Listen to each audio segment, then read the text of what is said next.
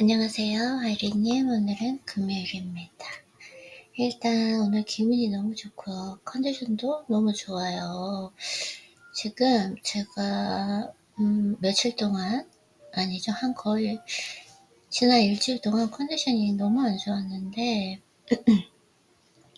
근데 운동을 너무 쉬게 해가지고 휴식을 취해야 되는데 이틀 동안 지금 휴식을 취해서 컨디션이 진짜 많이 좋고, 그리고 기본적으로 아이디어도 많이 나오면서 지금 현재 제가 운동 강도를 그리고 스케줄을 바꿔야겠다 지금 이 생각하고 있고, 어제는 운동을 하지 않았음에도 불구하고 컨디션, 아이디어, 생산성, 효율성 너무너무 좋아요. 그래서 일단 지금 또 너무너무 기쁜 게, 제가 너무 지금 유튜브에서 영상을 봤는데 책이 너무 재밌을 것 같아서 지금 좀 너무 설레이는데, 네, 그 유튜브에 요즘에 좋아하는지 진짜 책이 좋았는지 한번 읽어보도록 할게요. 그리고 잠깐만요. 오늘은 진짜 질문할 것도 많고 하고 싶은 것도 너무 많은 거 보니까 좋아, 검색해야 되고요. 네, 할 게 많아서 또 잊어버리면 안 되니까 이럴 때 메모를 잘 해야 됩니다. 네, 그래서 숙달론의 기본서, 신체 감각 기술, 의식의 조각을 내리고 댄서는 무심하다? 무심함에서 나온, 오케이. 자, 여기서 한번 읽어볼게요. 저는 이렇게 책을 많이 읽는데 이분이 소설가이신 것 같아요, 제 생각. 뭐예요? 제가 이 책을 읽었어요. Really? 한번 어디 읽었죠? 아닌데? 다시 한번 볼게요. 저는 이걸 읽은 기억이 전혀 없는데요. 네, 어쨌든 무라카미 하루키라는 분이 유명한 소설가 작가신 것 같아요. 그분의 이제 루틴이 어떻게 되는지 너무 재밌을 것 같아요. 지금 한번 읽어보도록 하겠습니다. 또 너무 기대가 높으면 실명도 쉽게 할 수 있기 때문에 차분하게 한번 잘 읽어보도록 할게요. 자, 그래서 스타일은 존재감을 낳습니다. 스타일은 존재감을 낳는다. 인류라고 평가받는 그 수준의 사람이라면 누구나 숙달의 경지에 이르는 요령을 터득하고 있습니다.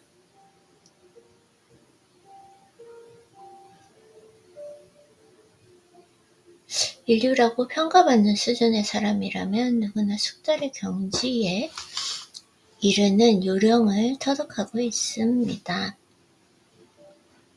지금 아이디어가 많으니까 책이 또 안 들어오죠? 잠깐만요.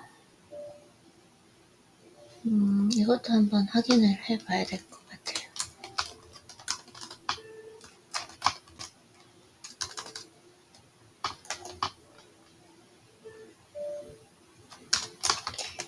TS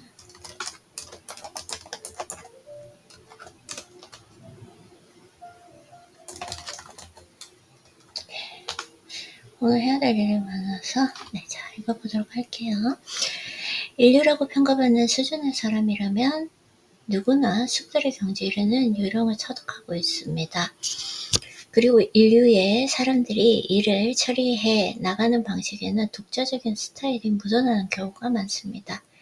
기술의 수준을 향상하여 숙달에 이르는 것과 자신만의 스타일을 만들어가는 것, 이 두 가지 과제는 수준이 높아질수록 더욱 긴밀히 연관합니다. 물론 어떤 일이든 배움을 시작한 뒤 한동안은 시간과 노력을 기울여 죄송해요. 이게 지금 하고 싶은 게 너무 많아. 이 메모를 띄울 수 있는 게 없나 모르겠어요. 자, 그리고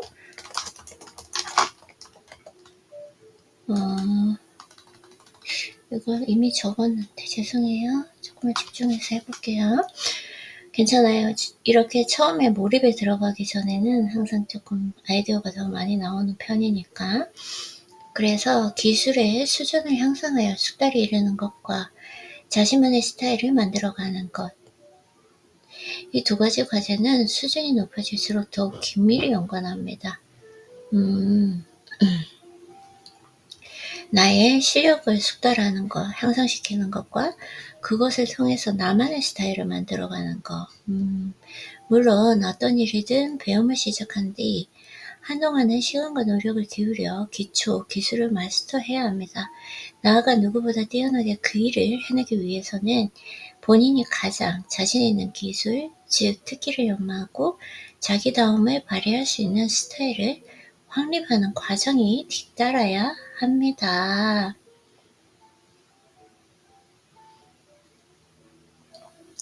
작가인 무라카미 하루키는 소설가로 숙달되어가는 과정과 자신만의 스타일을 만들어가는 일이 매우 밀접하게 연관된 과제임을 분명히 의식하고 있다. 중요한 건 이거예요. 실력을 높이고 나의 스타일을, 독자적인 그 스타일을 만들어가는 거.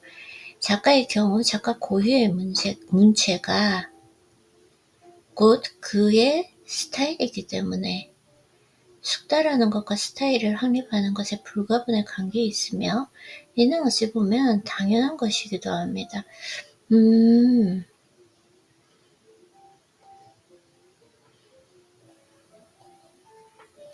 문체를 고수해야 된다.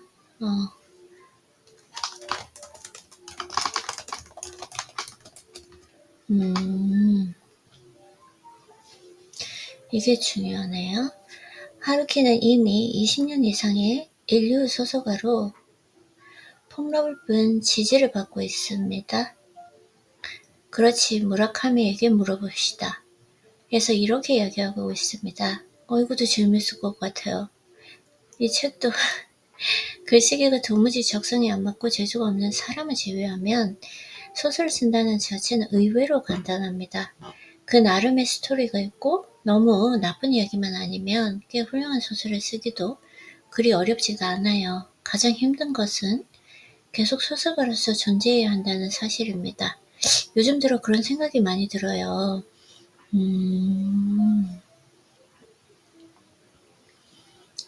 인류 소설가이다. 근데 정말 다작을 하셨다는 거, 이걸 저는 다작을 하셨고 꾸준하게 루틴을 실천하셨다는 게 이게 제가 가지고 있는 지금 현재 가지고 있는 약간 딜레마 때문에 너무 많이 지금 동기부여가 되고 기분이 좋아졌어요. 20년이 넘도록 정상의 자리를 지켜왔다는 것은 숙달에 대한 의지 없이는 좀처럼 쉽지 않은 일입니다. 다음과 같은 무라카미 하루키 회고는 숙달과 스타일의 관계를 고민하는 데에 매우 중요한 힌트가 됩니다. 20대에는 한눈 팔 여유도 없이 죽어라고 일만 하면서 삶을 버텨냈죠. 29이 되어서 비로소 한 발 더 내디뎌야 할 곳에 서 있는 나를 발견했어요. 29에 시작하셨구나. 그래, 소설을 써보는 거야 라고 마음먹고 만년필과 원고지를 사서는 일이 끝난 뒤 주방에서 1시간이든 2시간이든 끼적이 보았는데 당시에는 그게 그렇게 즐거울 수가 없더라고요. 내가 제대로 설명할 수 없는 것을 소설이 나는 형태로 만들어간다는 것은 정말 힘든 일이었어요. 특히 나의 문체를 만들기까지 수없이 썼다 지우기를 반복하는 과정이 상상 이상으로 고생스러웠지만 막상 한 권의 책을 마치고 나서 어깨에 짐을 내려놓은 듯 후련함을 느꼈습니다. 그런데 그것이 결과적으로 아포리즘이라고 할지 detachment, 타자에서 잡아라는 무심함. 아포리즘은 뭐죠? 아포리즘 제가 이 철학에서 읽은 것 같은데 아무튼 그동안 내가 읽었던 1번 소설과는 전혀 다른 형태의 글이 되어버렸어요. 지금 일어난 지 얼마 안 돼서 발음이 좀 그래도 왜냐면 항상 일어났을 때 한국 발음이 좀 한글 발음이 어려운 것 같아요. 그죠?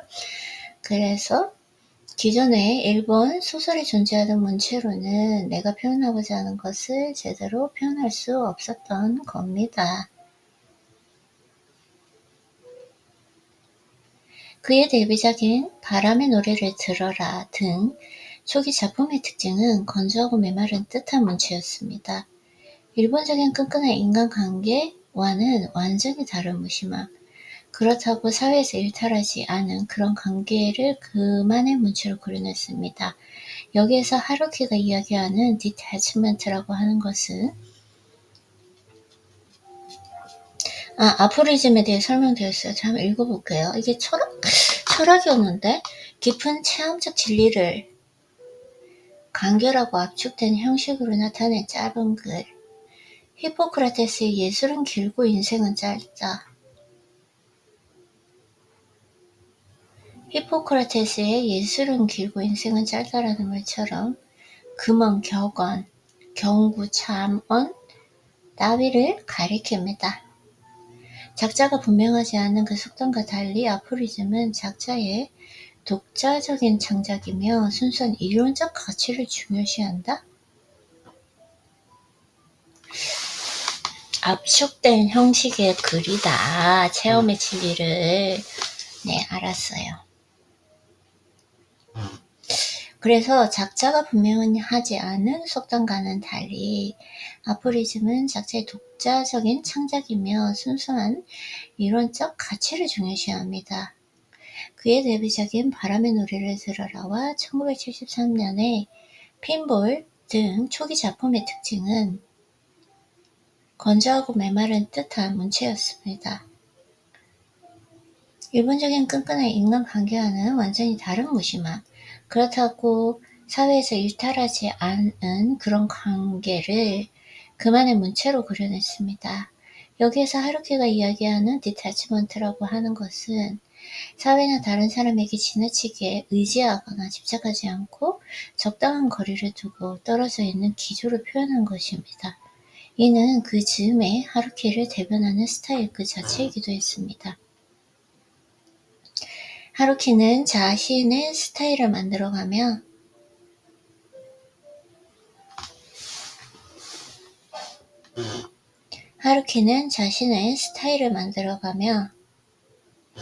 주변의 선배 소설가들의 스타일에 움츠러들지 않고 자신만의 독자적인 스타일을 창출하고자 노력했다. 이 스타일을 만드는 것이 중요하구나. 그가 가장 먼저 생각한 것은 지금까지 존재했던 이른바 모든 작가의 스타일과 완전히 다른 것들을 시도해 보자는 마음가짐이었습니다. 하루키는 필사적인 상황이었다며 그때를 다음과 같이 회고합니다. 독자적인 스타일 창출, 하루키님. 지금까지 존재했던 이른바 모든 작가의 스타일과 완전히 다른 것들을 시도해보자. 우선 저녁에 일찍 자고 아침에 일찍 일어나며 운동을 통해 체력을 키웠습니다. 문단에 얽매이지 않을 것, 소설 의외를 받지 않을 것 등 구체적인 원칙을 세우고 그대로 실천해 왔어요. 문단에 얽매이지 않는다는 건 뭐죠? 문단에 얽매이지 않는다? 이전에 아무도 가본 적 없는 길을 혼자 힘으로 만들어가며 내 나름의 문학 스타일과 생활 스타일을 쌓아가야만 했습니다. 하루키에게 스타일이란 단순히 소설의 문제만을 의미하는 것이 아니라 생활 스타일까지 포함하는 것입니다. 하루키에게 스타일이라고 하는 건 단순히 소설의 문제만을 의미하는 것이 아니라 생활 스타일까지 포함하는 것입니다. 스타일을 구축하기 위해서는 우선 자신이 반드시 지켜야 할 구체적인 원칙을 정해야 하고요.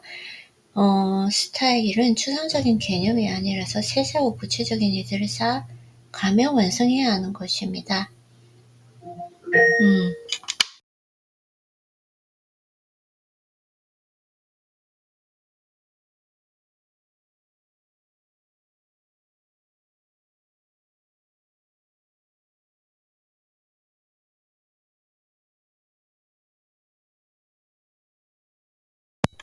그래서 하루키에게는 스타일이란 단순히 소설의 문체만을 의미하는 것이 아니라 생활 스타일까지 포함하는 것입니다. 스타일을 구축하기 위해서는 우선 자신이 반드시 지켜야 할 구체적인 원칙을 정합니다. 스타일은 추상적인 개념이 아니라 세세하고 구체적인 일들을 쌓아가며 완성하는 것이다.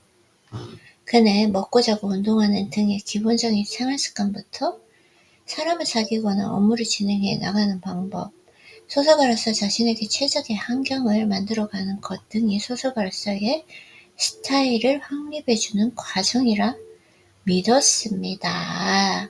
너무 좋아요. 느끼는 건 내가 좀 약간 의문, 딜레마 가지고 있던 것에 잘하고 있어. 그대로 하면 될 것 같아. 라고 답변을 해주시는 요즘에 제가 참 딜레마에 빠졌었는데 그쵸? 그걸 확실히 말씀해 주시는 것 같아요. 너무 좋아요. 스타일의 그릇을 키워라. 나의 스타일의 그릇을 키워라. 아포리즘과 디태치먼트라는 스타일은 결국 세상에 받아들여졌습니다. 하루키는 하나의 독창적인 스타일을 만들었다는 평가를 받았습니다. 보통은 그 정도 수준에서 스타일 만들기를 포기하는 사람이 대부분입니다. 그러나 그는 자신의 스타일이라는 그릇을 더 크게 만들어야 한다는 과제의식이 확고했고 이러한 그의 의식은 이후의 작품 활동에도 많은 영향을 미쳤습니다. 소설가로서 살아나가기에 이대로는 부족하다는 철저한 자기 인식이 있었기 때문입니다. 철저한 자기인식. 구체적으로 그가 시도한 일은 아포리즘과 디태치먼트라는 스타일을 서서히 이야기로 바꿔나가는 것이었습니다. 그 첫 작품이 장편소설인 양을 둘러싼 모험입니다. 장편을 쓴다는 것 자체가 이미 그가 만든 스타일의 그릇을 키우는 도전이었습니다. 하루키의 경우 작품 활동을 거듭할수록 작품의 길이가 점점 길어집니다. 장편이라는 스타일로 변하지 않으면 자신이 전하고 싶은 이야기가 성립될 수 없다는 점을 자각한 것이다. 그래요? 장편으로 길어진다. 하루키가 추구한 것은 spontaneous, 자발적이고 저절로 같이 동시적으로 일어나는 거잖아요. 이야기가 있는 글이었습니다. 여기서 이렇게 되고 다음에 이렇게 되고라는 식으로 일종의 논리에 따라 계획적으로 짜인 소설은 나에게 큰 의미가 없어요. 그러므로 나의 이야기는 자발적으로 어떤 일이 생긴 뒤 다음에 오고 그 다음 사건으로 다시 이어지는 식으로 전개되다가 마지막에는 자연스럽게 결말이 옵니다. 결말이 없으면 소설이 아닐 테니 결말은 반드시 있습니다. 나는 글을 쓰기 시작할 때부터 전체 계획안이나 초안 같은 것을 구상해 두는 일이 아예 없고 쓰는 행위 속으로 그저 빠져듭니다. 여기 있네요. 이렇게 되고 그 다음에 이렇게 되고 일종의 계획적으로 큰 의미가 없다. 그러면 나의 이야기는 자발적으로 어떤 일이 생긴 뒤 그 다음이 오고 결말이 오고 논리적이지 않다. 이야기 자체가 소설이 그렇죠. 인생이 논리적일 수가 없는데 나는 글쓰기 쓰기 시작할 때부터 전체 계획안이나 초안 같은 것을 구성해 두는 일이 아예 없고 쓰는 행위로 그저 빠져든다. 저 이거 너무 좋은 것 같아요.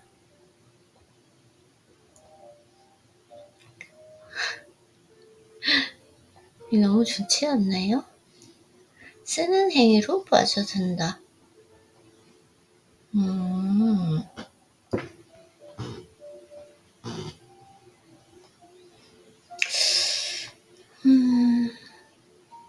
어떤 사람들은 그러고도 영케 결말로 이어지네요 라고 이야기하지만 어쨌든 프로라는 이름을 달고 글을 쓰는 사람으로서 결말은 반드시 있습니다. 그리고 그런 과정에서 일종의 카타르시스도 느끼죠. 이런 식으로 이야기를 써나가다 보니 책이 점점 길어진 것입니다.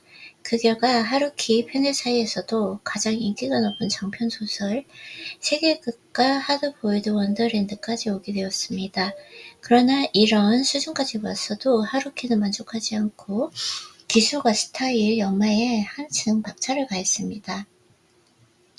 그는 저 자신이 한 단계 더 성장하기 위해서는 이쯤에서 리얼리즘 문체를 익혀야겠다고 생각했고, 그래서 노르웨이의 숲을 썼습니다. 라고 회고했습니다. 리얼리즘의 문체. 작가를 분류할 때는 보통 단편 작가와 장편 작가로 나눕니다. 이것도 스타일과 관련된 부분입니다. 무라카미 하루키는 스폰테니어스한 이야기를 만드는 것을 본인의 과제로 삼고 그 기술을 꾸준히 연마해서 장편 이야기를 쓸 수 있는 작가로서 스폰테니어스한 이야기, 자신의 스타일을 완성해 갔습니다. 하루키 월드라고 부를 법한 이야기 세계에 몰입하는 감각을 맛볼 수 있습니다. 이야기가 다소 긴 점이 하루키 월드에 몰입하는데 오히려 도움을 줍니다. 일단 그의 세상을 경험하며 오랫동안 즐기고 싶다는 생각이 자연스럽게 따라옵니다. 그런 독자들의 기대에 부응이라도 하듯 프로의식이 투철한 하루키는 계속해서 장편을 써나갑니다.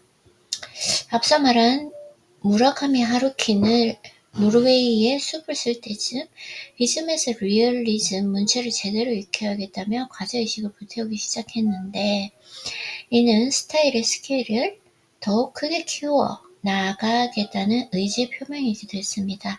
그러나 새로운 기술을 익히는 일은 그리 만만한 일이 아니었습니다. 그 과정에서 스타일 전체가 무너져 버리는 경우도 비제했다. 새로운 스타일을 맞아요. 이쯤에서 리얼리즘 문체. 그는 여기서 리얼리즘 문체를 몸에 익힘으로써 스타일의 전체 스타일을 높여 나가야겠다는 전략적 판단을 한 것입니다. 이렇게 크게 두 단계로 나누어서 스타일 구축을 달성한 후에도 하루키는 마침내 뭔가 부족한 것이 있다는 것을 스스로 깨달았다고 말했습니다. 하루키가 본인의 스타일 구축을 위해 의식한 다음 과제는 커미먼트였습니다. 커미먼트는 책임감 헌신, 이전까지는 사회의 무관심은 청년을 주로 그려왔던 무라카미 하루키가 사회적인 사건들을 다룬 논픽션을 잇따라 출간하면서 주위를 놀라게 했습니다. 태엽 없는 새는 스타일 형성의 3단계인 전환기에 쓴 작품이었습니다. 이 작품에서는 초기 테마인 동시에 하루키의 스타일이기도 했던 디태치먼트와 언뜻 대조적으로 보이는 커밋먼트를 볼 수 있습니다. 당신이 하는 말 다 이해합니다. 알겠으니 우리 그만 손잡읍시다 라는 식이 아니라 우물을 파고 또 파내려 가다 보면 전혀 이어질 리 없는 벽을 넘어서 결국 이어진다. 이게 무슨? 오케이, 계속 한번 읽어보도록 할게요. 이어지는 커미먼트 방식에 나는 완전히 빠져들었어요 라고 하루키는 말했습니다. 계속 이렇게 문체나 스타일을 바꿔가는군요. 이 커미먼트의 존재 방식은 관계하는 방식 전체의 문제이며 문체의 문제이기도 했습니다. 하루키에게 장편 작품을 쓴다는 것은 소설가로서 자신의 스타일을 좀 더 큰 스케일로 만들고 성숙해 나가는 과정인 셈입니다. 얘는 별 생각이 없었는데 어쩌다 보니 그렇게 되었다는 그 시기의 무의식적 행동이 이른 결과가 아니라 스타일 형성이라는 문제를 구체적인 목표로 의식했기 때문에 이룰 수 있었던 기술이었다.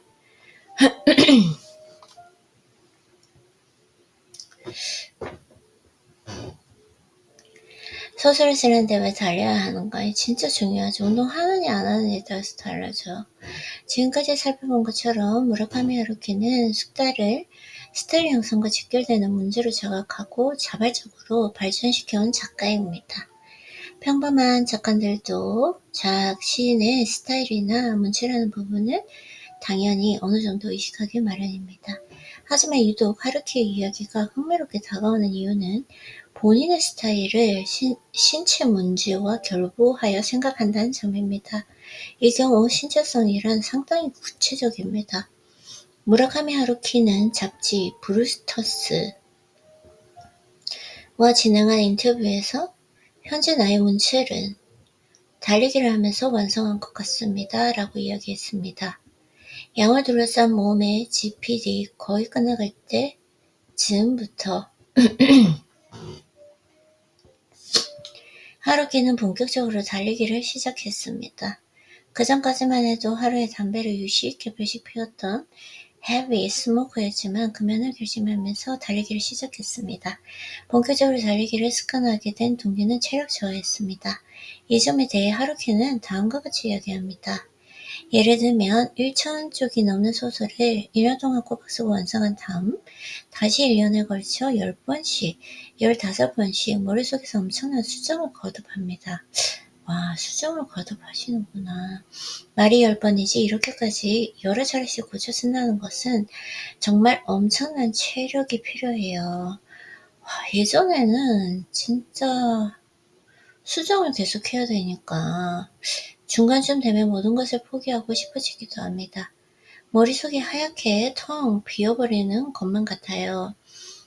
그래도 여기서 내던져버리면 그동안의 수고가 모두 수포가 되는 것이니 어떻게든 마무리를 짓죠. 체력과 인내심이 없었다면 오늘의 나는 없었을 겁니다.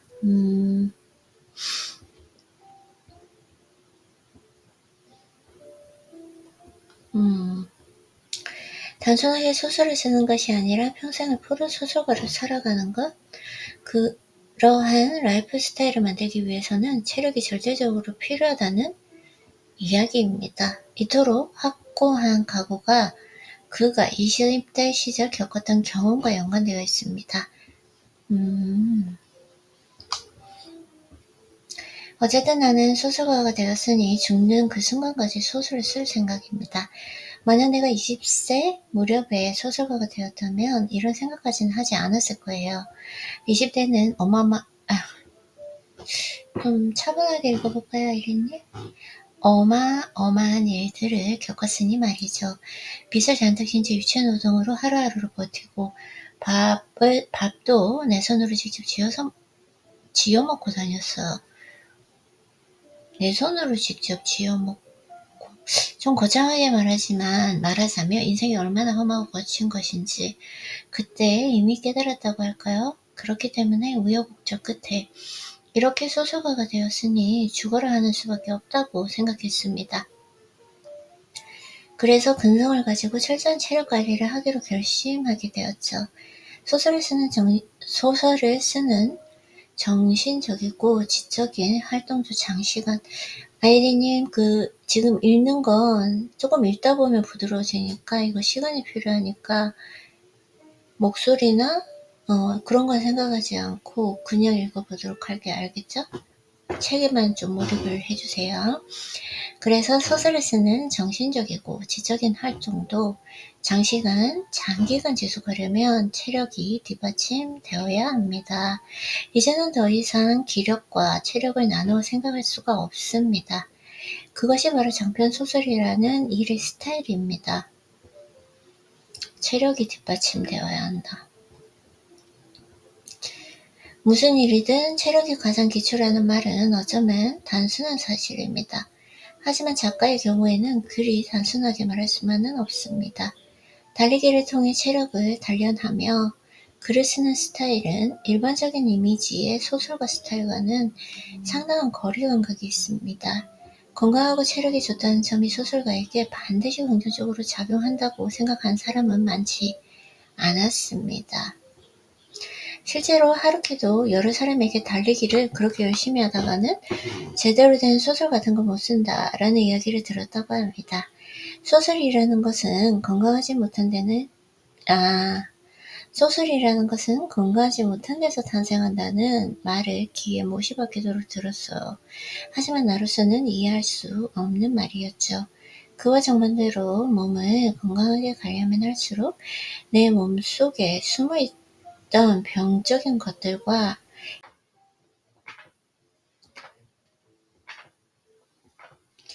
신체는 물리적 측면을 가집니다. 지속력, 집중력이라는 것도 신체의 물리적 측면을 벗어나서는 생각할 수 없습니다. 지속력, 집중력. 그러나 무라카미 하루키 일에서 신체가 담당하는 그 역할은 이러한 일반적 차원에 머무르지 않습니다. 지속력과 집중력, 단순히 같은 일을 매일 반복하는 것이 아니라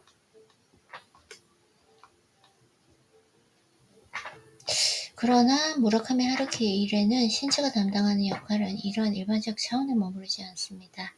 단순히 같은 일을 매일 반복하기만 하는 것이 아니라 창조적인 시간을 만들어내기 위한 기술과 관련해 있습니다. 기술이라는 것은 같은 일의 반복이 양적으로 쌓이다 보면 어느 순간 질적인 변화를 일으킵니다. 이 질량 전환 법칙과 유사한 현상이 소설을 써나가는 행위 속에서도 일어나는 것이다. 오, 좋은데요? 그쵸? 하루키는 집중력과 지속력을 동전의 앞면과 뒷면이라 표현했습니다. 어느 쪽이 되었든 한쪽이 강해지면 반대면도 함께 힘을 얻는 이치다.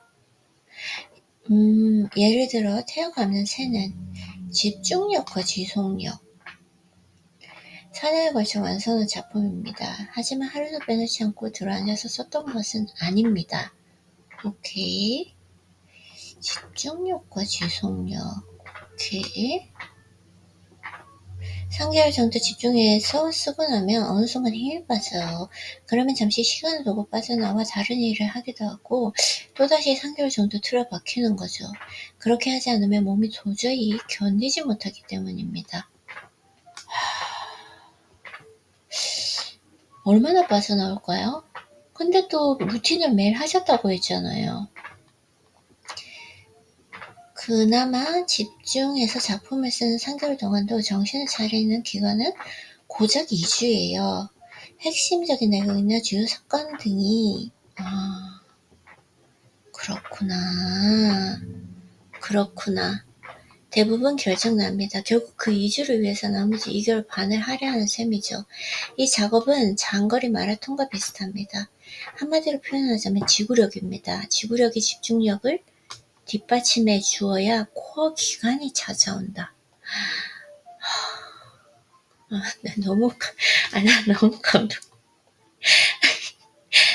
너무 감동하는 것 같은데. 근데 책이 너무 좋아요, 지금. 나에게 하나하나 막 다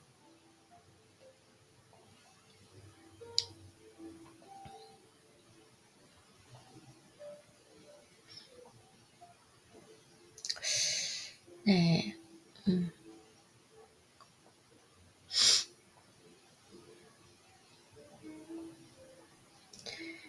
그럼 여기서 가장 중요한 대목인 코어로 들어가기 위해서는 어떤 연구와 노력이 필요할까요? 그것은 지속력과 깊은 관계가 있습니다. 처음 2개월 반이라는 그 시간은 매일 책상 앞에 앉아서 무슨 내용이든 닥치는 대로 써나갑니다. 처음 2개월 반이라는 시간은 2주를 위해서 나머지 2개월을 할애한다. 처음 2개월 반이라는 시간은 매일 책상 앞에 앉아서 무슨 내용이든 닥치는 대로 써나갑니다. 속도가 나지 않아도 힘들어 중단하고 싶을 때도 마음이 들떠 다른 생각이 날 때도 일단은 계속 써나가야 해요. 새벽 4시에 일어나 정오를 지나 오후가 될 때까지는 계속 씁니다. 다음날도 그 다음날도 계속이요. 그러다 보면 달리기를 할 때도 마찬가지지만 여기가 종점이다 싶은 순간이 오거든요. 그러면 바로 빠져들어 갑니다. 근데 정작 이때가 와서 빠져들고자 할 때 체력이 바닥이 나버리면 코어 기간은 버틸 수가 없어요. 그동안의 2개월 반이라는 그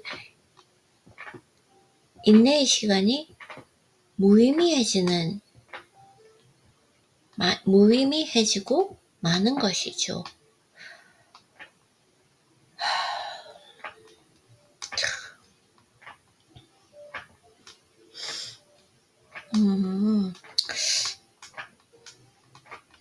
그런 게 있나 봐요.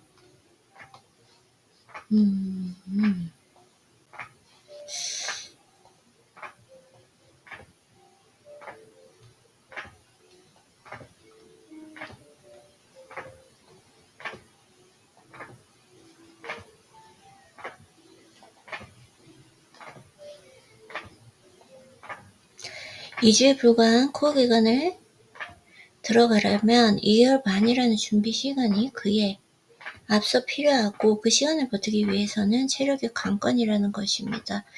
일을 하다 보면 어느 순간 자신이 그 일에 몰입하고 있음을 깨달을 때가 있습니다. 그 사실을 깨닫게 될 때까지 꾸준한 시간이 이른바 골든타임과 같은 높은 집중 상태를 불러오는 것입니다. 때에 따라서는 하루 동안은 그런 리듬 변화가 일어나기도 하지만 하루키처럼 수개월 단위의 리듬으로 사이클이 생길 수도 있다.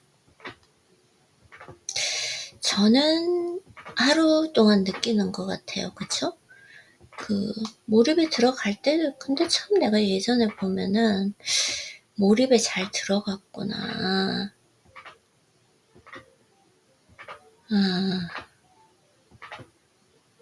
그런 생각도 많이 하게 되는 것 같아요.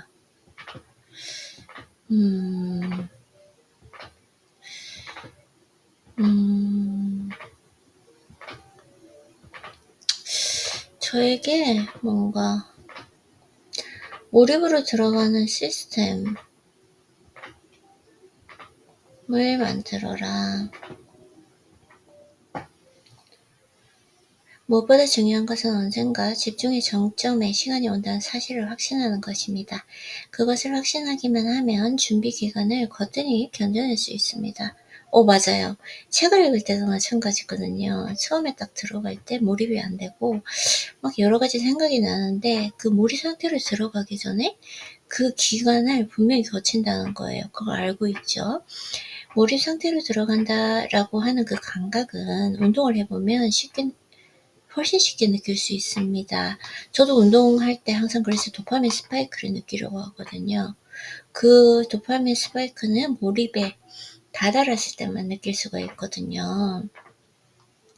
그래서 러너스 하이, 달리는 중에 경험하는 항울감이라는 유포릭이죠. 맞아요. 일정 시간 계속해서 달리면 고통스러운 상태를 벗어나 편안하고 황홀한 상태로 들어간다는 의미에서 생긴 말입니다. 이것은 비단 달리기에만 체험하는 것이 아니라 다른 종목의 스포츠는 물론 무술이나 예도를 수행할 때도 일어납니다. 단순히 구조적인 아날로지나 비유가 analogy, 오케이. 아날로지라고 했네. analogy. 오케이.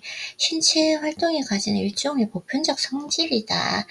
너무 좋은데 듣기만 해도 나 이게 지금 기분이 되게 좋구나. 책이 너무 재밌으니까. 이러한 몰입 상태는 다소 정도의 차이는 있겠지만 많은 사람이 경험하는 부분입니다. 특히 젊은이들은 몰입 상태에 들어가기가 비교적 쉽습니다. 그만큼 기력과 체력이 뒷받침 하기 때문입니다. 그러나 다른 한편으로 생각하면 이렇게 몰입한다는 것 자체가 하나의 기술이기 때문에 거기에는 경험이 크게 작용합니다. 따라서 어떤 의미에서 보면 기력과 체력, 경험이 조화를 이루는 연역 때야말로 진정 몰입의 한근기라고 할 수 있다.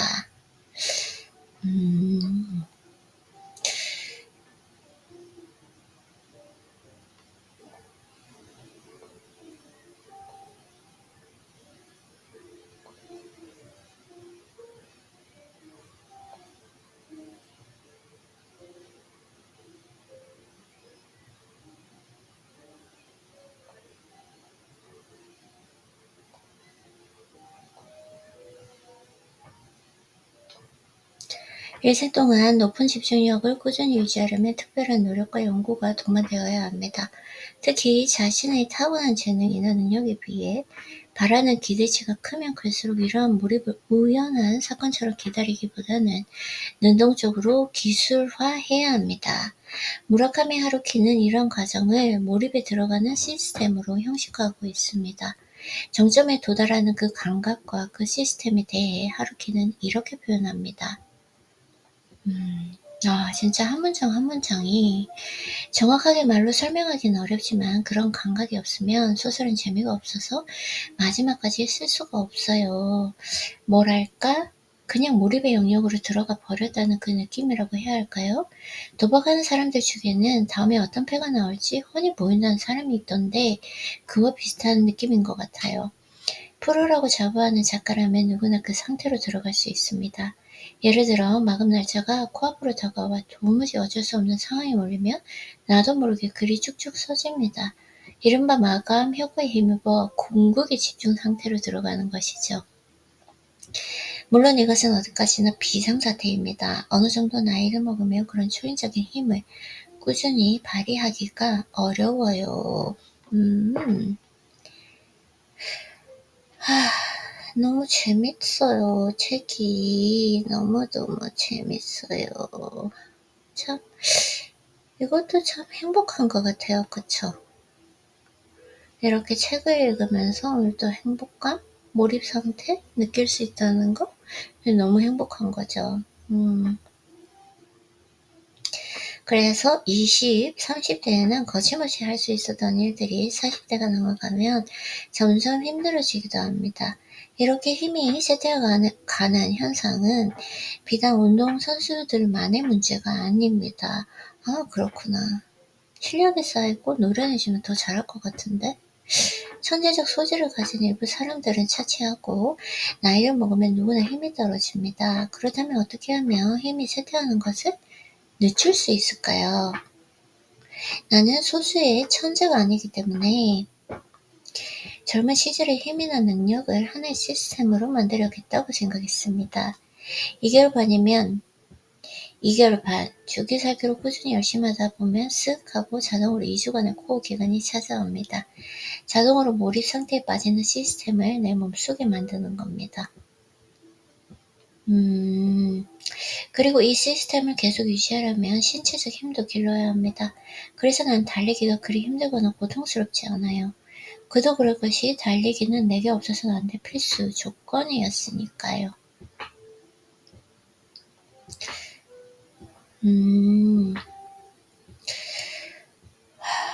지금 참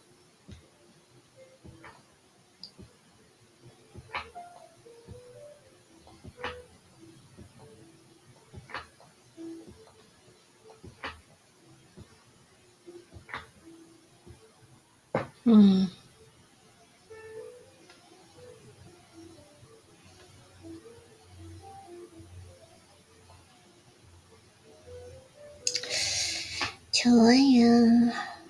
글 쓰고 싶은 게 막 떠오르는 것 같긴 해요. 좀 하고 싶은 게 참 많다. 결국 언젠가는 몰입 상태로 반드시 들어간다는 확신이 있으면 힘들고 괴로운 작업이라도 견뎌낼 수 있습니다. 몰입 상태로의 전환은 절대 자연적인 현상이 아닙니다. 몰입의 경지에 도달하기까지 일련의 과정을 습관화하고 기술로 발전시키다 보면 자연스럽게 확신이 차오릅니다. 무라카미 하루키는 이 과정을 물기는 일에 비유하며 이렇게 이야기합니다. 자기 속에 깊고 깊은 우물이 있고 그 우물의 깊은 바닥에 맑은 물이 솟아오르는 소중한 샘이 있다고 가정해보세요. 소설을 쓰려면 그 물을 길어 올려야 합니다. 나는 하는 수 없이 깊고 깊은 우물의 바닥까지 내려갔다 다시 올라옵니다. 또다시 내려갔다 올라오는 작업을 마치 시시포스 신화의 주인공처럼 힘겨운 노동을 계속합니다. 그것은 아무리 힘들고 괴로워도 반드시 해야 하는 일입니다. 앞서 말한 2주의 코어 기간, 즉 몰입의 상태로 들어간다는 그 의미는 이제는 더 이상 깊은 굴 속으로 오르락내리락 하지 않아도 되는 상태로 접어들었다는 뜻이에요. 일일이 바닥까지 내려가서 정보를 수집해 오지 않아도 내 몸이 순간이동해버리는 거죠. 일종의 부유 상태라고 할까요? 가려고 생각만 하면 어느새 쓱 하고 그곳에 가 있게 됩니다. 하지만 이렇게 초원적인 상태에 도달할 때까지는 하루도 빼놓지 않고 바지런한 우물 속으로 들어가야 합니다. 그것이 전제 조건이에요.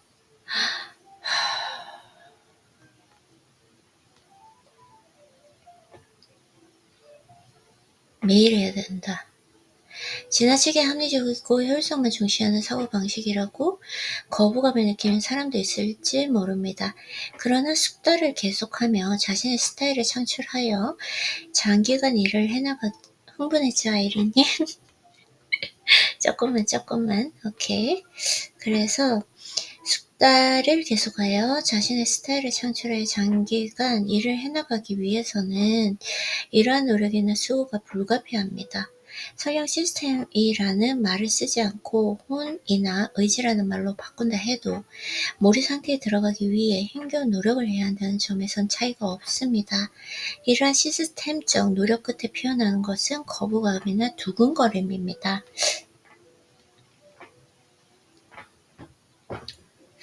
너무 읽고 싶은데 이거 한 부분만 더 읽어볼게요. 여기서 좀 그만해야 되는데, 자, 자신만의 필살기를 만들어라. 지금까지 숙달을 위해서는 자신의 스타일을 만드는 과정이 중요하다는 점을 강조해 왔습니다. 그치, 나의 스타일을 만드는 거. 이러한 과정이 동반되어야 하는, 여기서 말하는 스타일은 그 문체의 스타일도 있지만, 명확한 나만의 루틴을 만들어라는 거예요. 이러한 과정이 동반되어야 하는 그 절대적인 이유는 인간이란 그 습관의 집합체이고, 이러한 습관이나 버릇이라는 요소에서 벗어날 수 없는 존재이기 때문입니다. 따라서 그것들을 기반으로 자신만의 특기를 만들어가는 것이야말로 가장 현실적이고 효율적인 방법이라 할 수 있습니다. 스타일은 신체성에 기반을 둔 개념입니다. 누구나 그 사람이 하는 모든 일에는 본인의 신체적 특성에 연관이 있습니다. 그러므로 하는 일들은 각기 달라도 그 본질을 들여다보면 서로 비슷한 신체적 특성이 교차해 있습니다. 자신에게 필요한 과제를 명확히 하고 본인의 생활 전반에 걸쳐 있는 신체적 특성을 고려해서 해당 과제를 수행하는 것, 이것이 스타일 구축의 기본적인 원칙이며, 나의 과제를 명확히 하고 생활 전반에 있는 신체의 특성을 고려해서 해당 과제를 수행하는 것, 이것이 스타일 구축의 기본적인 원칙이며 본격적으로 숙달의 보편적인 그 원리를 터득하는 방법입니다. 본인의 신체적 특성을 무시한 채 그 영역에 고유한 기술을 머무르기며 막상 영역이 달라지거나 상황이 바뀌었을 때 애써 익힌 그 기술을 직접적으로 활용할 수가 없습니다. 그러나 자기 신체성을 고려해서 본인의 방식대로 일관된 변형, 스타일을 통해서 제대로 익혀두면 그 변형은 다른 영역에 일에서도 긍정적인 영향을 미친다.